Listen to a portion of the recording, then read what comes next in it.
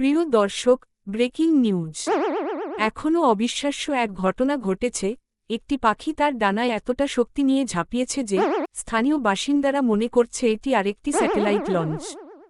বিশেষজ্ঞরা বলছেন এটি সত্যিই ঐতিহাসিক, তবে পাখিটি জানিয়েছে যে এটি শুধু আকাশে উড়ে যাচ্ছে।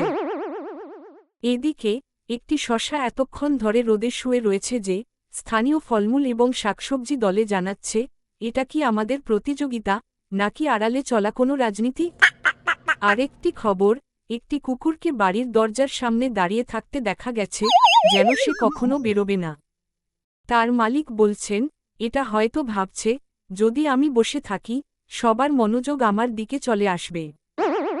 এবং অবশেষে একটি মুরগি আজ সকালে ঘোষণা করেছে, আজকের দিনটিতে ডিম পাড়ার জন্য আমি প্রস্তুত, তবে যদি কেউ আমাকে বিরক্ত করে, আমি অন্য কিছু ভাবব।